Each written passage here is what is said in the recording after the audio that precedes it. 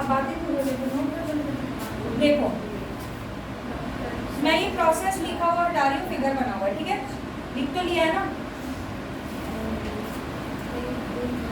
Process में देखो, process हो गया, अब इसका ऑब्जर्वेशन लिखना है।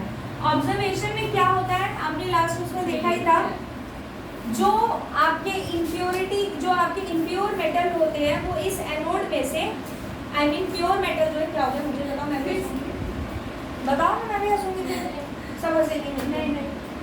प्योर मेटल जो है वो यहाँ से रिमूव हो जाता है और जाता है किधर, कैथोड पे जाता है। क्यों? क्योंकि कैथोड जो है वो नेगेटिव चार्ज होता है और नेगेटिव चार्ज पॉजिटिव को अट्रैक्ट करता है, तो जो मेटल है वो जाके उधर अट्रैक्ट हो जाता है।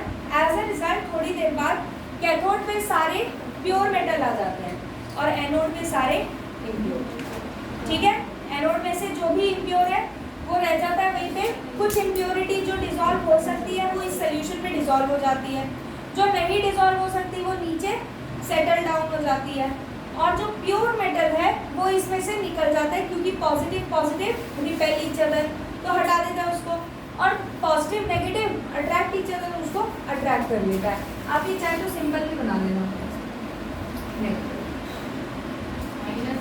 माइनस, ठीक है। लिखते हैं इसका observation.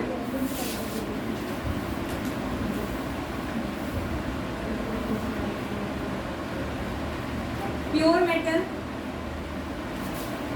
is released from, pure metal is released from anode and gets attracted to cathode.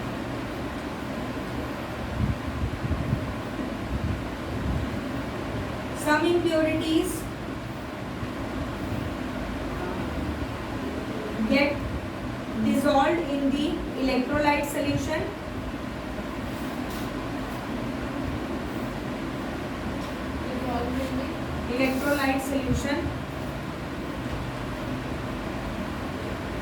and the undissolved impurities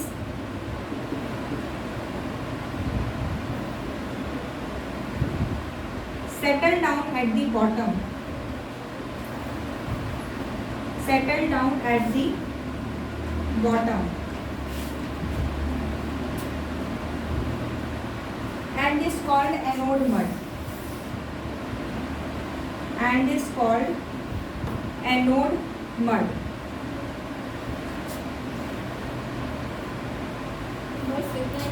हाँ जी, यहाँ पे आपने लिखा है ना pure metal is release from anode, यहाँ पे एरो डाल के लिख लो इन दी इलेक्ट्रोलाइट, और इलेक्ट्रोलाइट के ब्रैकेट में NaCl। देखो एक बार मैं दोबारा ये एक्सप्लेन कर रही हूँ, ध्यान से सुन लो, ये प्रोसेस मोस्ट इंपॉर्टेंट प्रोसेस है। हमने यहाँ पे क्या किया, एक लिक्विड सोल्यूशन लिया है, वो लिक्विड कौन सा होगा, वो उसका क्लोराइड सोल्यूशन होगा जो मेटल हमको चाहिए। जैसे मान लो सोडियम निकालना है तो NaCl, कैल्शियम निकालना है CaCl2, मैग्नीशियम निकालना है MgCl2, जिंक निकालना है ZnCl2, कॉपर चाहिए कॉपर क्लोराइड। कहने का मतलब क्या है, जो भी हमें चाहिए उसका क्लोराइड सोल्यूशन हम ले लेते हैं, पानी में मिक्स करके वो हम ले लेते हैं। उसके अंदर हम एनोड डालते हैं एज ए इम्प्योर मेटल, ठीक है, इम्प्योर है वो, उसके अंदर इम्प्योरिटीज मिक्स्ड है। और दूसरा थिन हम लेते हैं क्या, cathode, thin thicks just for differentiation, हमें समझ में आया। तो उसके ऊपर क्या है, प्योर मेटल है और पॉजिटिव सॉरी नेगेटिव चार्ज है। अब होता क्या है, इसको हम सर्किट से कनेक्ट करके स्विच ऑन करते हैं। स्विच ऑन करते हैं तो हमें पता है जब किसी भी वाटर वाले सोल्यूशन में करंट जाता है तो आयन सेपरेट हो जाते हैं, पॉजिटिव चार्ज अलग नेगेटिव चार्ज अलग, ठीक है। तो इलेक्ट्रोलाइट में क्या होगा, NaCl है, NaCl का Na अलग होना स्टार्ट होगा, Na सेपरेट, साथ ही साथ इस एनोड के अंदर जो इम्प्योर मेटल है उसमें से जो मेटल पोर्शन है वो निकलना स्टार्ट होगा। क्यों? क्योंकि पॉजिटिव पॉजिटिव रिपेल करेंगे एक दूसरे को, निकल साथ में तो नहीं रह सकते। सो दैट इज वाई इसमें से जो सोडियम है वो भी रिलीज होना स्टार्ट हो जाएगा। अब सारे पॉजिटिव चार्ज जो है उनको कौन अट्रैक्ट करेगा, कैथोड अट्रैक्ट करेगा। क्यों? क्योंकि उसके पास नेगेटिव चार्ज है। तो नेगेटिव चार्ज की वजह से sodium will be attract attracted to cathode. अब इस प्रोसेस में हम कर क्या रहे हैं, इम्प्योरिटीज रिमूव कर रहे हैं। तो इम्प्योरिटीज निकलेंगी, कुछ इम्प्योरिटीज होती है जो डिसॉल्व हो जाती हैं, और जो डिसॉल्व हो जाती है इम्प्योरिटीज वो इसमें इलेक्ट्रोलाइट में मिक्स हो जाएंगी, और जो नहीं डिसॉल्व हो सकती वो नीचे सेटल डाउन हो जाएगी, तो उसको हम एनोड मड कहते हैं। क्लियर? यही प्रोसेस होता है। एज अ रिजल्ट हमें कैथोड पे प्योर मेटल मिल जाता है। तो ओर से प्योर मेटल तक का इतना लंबा प्रोसेस होता है। क्लियर है? अगर आपसे, हाँ किसने कुछ बोला क्या? हाँ। अगर आपसे पेपर में ये पूछा जाता है कि एक्सप्लेन करो हाईली रिएक्टिव मेटल को कैसे एक्सट्रैक्ट किया जाएगा या कैसे रिफाइन किया जाएगा, तो आप इसमें इलेक्ट्रोलिटिक रिफाइनिंग ऐसे एक्सप्लेन करेंगे। याद रखिएगा, इलेक्ट्रोलिटिक रिफाइनिंग यही प्रोसेस है। चाहे तो रिफाइनिंग ऑफ मेटल्स के ब्रैकेट में लिख लो, क्योंकि अगर पेपर में ये आया और आपने नहीं लिखा कि दीदी आपने तो सिर्फ इलेक्ट्रोलिटिक रिफाइनिंग लिखा के छोड़ दिया था, तो वो नहीं माना जाएगा। ठीक है? तो ऊपर हेडिंग में ब्रैकेट में लिख लो इलेक्ट्रोलिटिक रिफाइनिंग, इन केस अगर एक्सप्लेन करने के लिए आता है तो आपको करना होगा। ठीक है? अब दो रिएक्शन लिखा रही हूँ मैं आपको, इसी में नीचे वो आप लिख लीजिए। एट एनोड और एट कैथोड क्या क्या हो रहा है? Eighty at anode at cathode क्या क्या हो रहा है वो आप लिख लीजिए।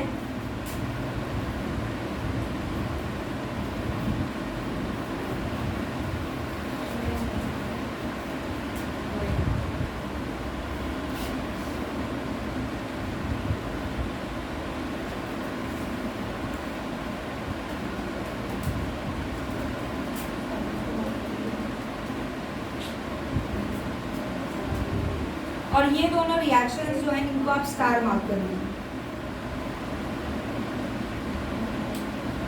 स्टार मार्क कर लीजिए और ये आप मुझे समझाएंगे कि रिएक्शन का मतलब क्या है। ठीक है? मार्क कर लीजिए। और नेक्स्ट हेडिंग डालो कोरोजन। क्या कहाँ पर था? चैप्टर 3 है भाई। कोरोजन करवा तो मैं चुकी थी ना चैप्टर 1 में भी, हाँ पर करवा दे। देखो कोरोजन क्या होता है? कोरोजन जंग इज रस्टिंग, मेटल के साथ जब कंबाइन आता है तो उसमें ब्राउन और ब्राउन लाइक पार्टिकल्स हो जाता है। ठीक है, तो मतलब ये हुआ कि reaction of metal with air and moisture is called corrosion. बोल सकते हैं कलर अलग भी हो सकता है, खराब है ना? जैसे आपको मैं बताऊं, आपकी बुक में जैसे एक्सप्लेन किया हुआ है, हाँ जी, जैसे आपको दिया है कार्बन कॉपर जब भी रिएक्ट करता है तो ग्रीन कलर की कोटिंग आ जाती है उसके ऊपर कोरोजन होने पे। ठीक है? सिल्वर जब भी रिएक्ट करता है तो उसके ऊपर सिल्वर सल्फाइड की कोटिंग आ जाती है, हमने देखी होगी, थोड़ी ब्लैकिश होती है। वैसे मैं बताऊं सिल्वर बहुत कम कोरोड होता है, बट जो आप सिल्वर यूज करते हैं वो बहुत ही प्योर सिल्वर नहीं होता, एलॉय होता है, 2-3 चीजों को मिक्स करके बनाया जाता है। दैट इज वाई हो सकता है उसके अंदर कोरोजन हो जाए। ये हो गया ना नोट? हटा रही हुई लिखो कोरोजन फटाफट से। कोरोजन का वो लिखो definition, reaction of metal with air and moisture, reaction of metal with air and moisture is called corrosion.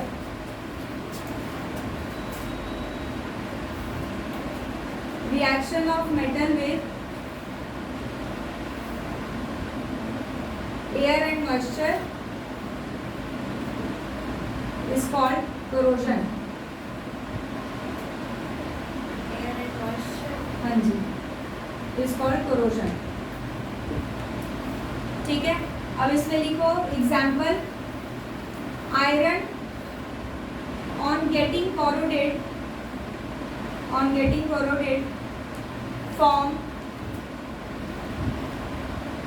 forms a reddish brown coating। क्या कहते हैं उस कोटिंग को? Rust. Coating called rust and the process is called rusting। and the process is called rusting. Then copper on getting corroded forms a green color coating.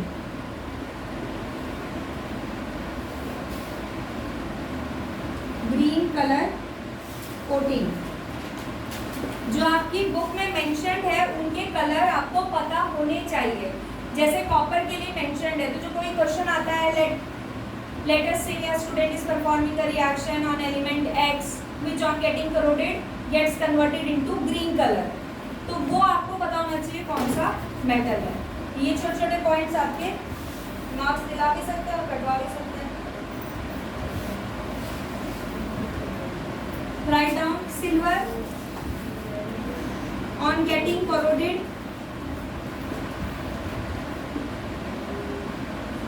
gets a coating of black color due to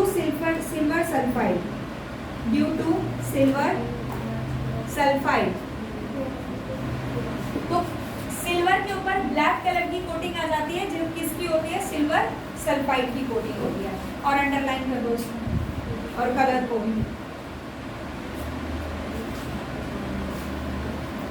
then next is prevention techniques. कैसे corrosion होने से रोका जाए. दो spelling होती है, आप new वाली लिख लो, कोई चक्कर नहीं.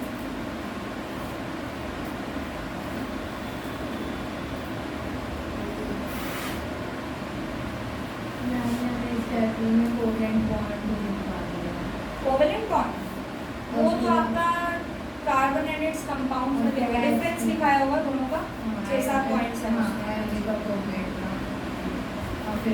वो मैं समझा दूंगी. वैसे उसमें कुछ खास ऐसा है नहीं, वो एक्चुअली इस चैप्टर में भी है और उसमें भी है.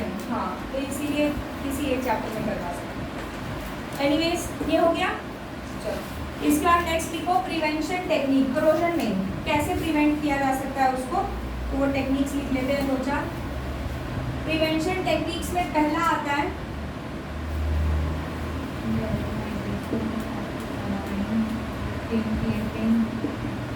क्या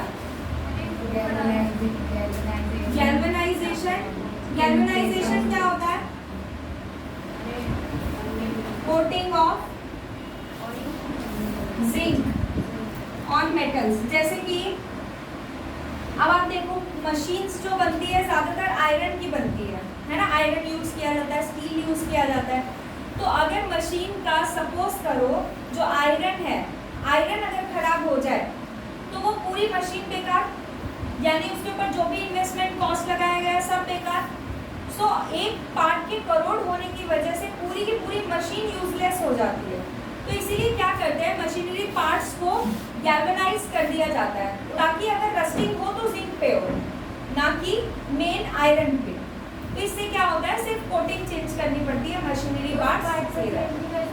क्या कर सकते हैं? बिल्कुल उस पार्ट पर डिपेंड करता है. Depends on different kind of machines जिसमें यूज़ किया जा रहा है, जो जिस चीज़ से वो अटैच है. ठीक है, जैसे मान लो एक जगह अगर रिएक्शन हुआ है, धीरे धीरे वो रिएक्शन बढ़ेगा, other parts will also get affected. तो इसीलिए एक प्रिवेंटिव मेजर लिया जाता है कि गैल्वेनाइज कर दिया जाता है ताकि अगर हटाना पड़े तो कोटिंग हटा दे, पूरा का पूरा पार्ट ना हटाना पड़े. ठीक है. नेक्स्ट सबसे सस्ता ऑयलिंग एंड ग्रीजिंग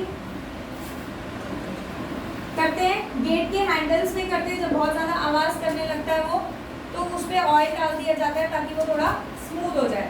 तो oiling and greasing. Next method is painting. Painting और क्या किया जाता है? Tin plating.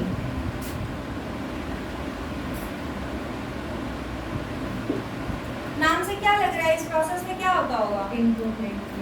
जैसे इसमें जिंक लगा रहे हैं ना, उसमें टिन की कोटिंग कर देते हैं. क्रोमियम और निकल, ये सब मेटल, मतलब डिफरेंट काइंड ऑफ आप मेटल यूज कर रहे हैं ताकि आप एक ओरिजिनल मेटल को कोट कर सके. जब आपको चेंज करना हो तो आप उस मेटल को चेंज करें जो तक कोटिंग लेना है. क्या हो गया, मैं कोई जोक मार रही हूँ? हो क्या? No, it is very discouraging, I am telling you, not, it's not a joke. मैं सीरियसली पढ़ा रही हूँ, जब तो हंसी मजाक हो रहा है तो अलग बात है, बट जब हंसी मजाक नहीं हो रहा तभी भी हंस रहे हैं, दैट मीन्स मुझे ऐसी फीलिंग आती है कि मैं ही कुछ ऐसा कर रही हूँ जिससे आपको हंसी आ रही है, and I am looking funny. क्या मतलब, आप लोग बच्चे हैं क्या? छोटे इतना हंसी मजाक कर दिया आप लोगों ने, फिर भी आप लोग सामने वाले को डिस्करेज कर रहे हैं। चलो देखो आगे, अलॉइंग, नेक्स्ट प्रोसेस, अलॉइंग, इसमें ये क्या है? इसी में अलॉइंग क्या होता है? अलॉइंग, हाँ, मिक्सिंग ऑफ टू मेटल्स और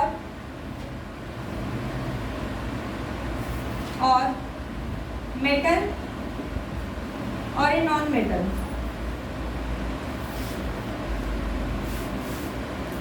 to change the property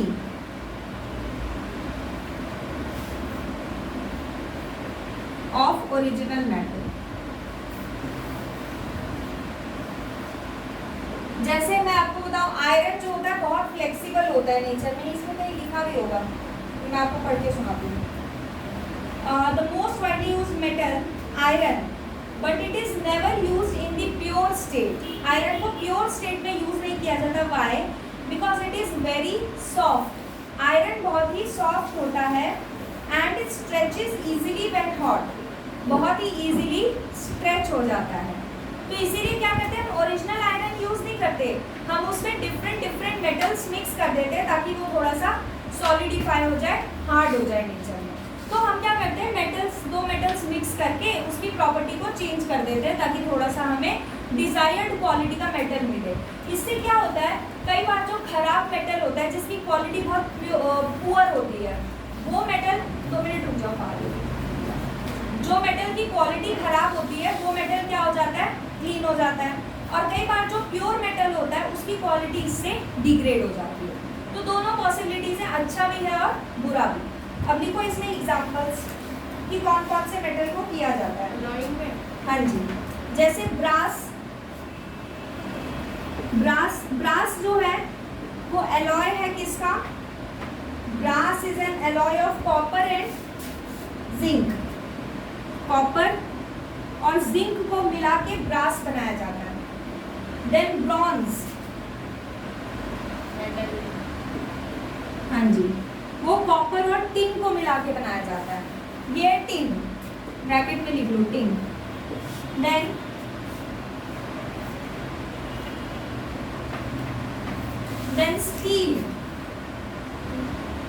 steel, iron, nickel and chromium को मिक्स करके बनाया जाता है।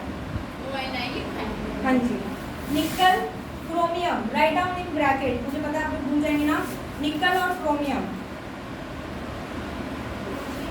हाँ जी,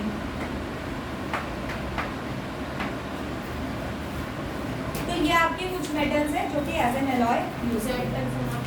तो यहाँ पे होती है कथा समाप्त, जा सकते हैं अपने चैप्टर खत्म, मेटल्स एंड नॉन मेटल्स होगा।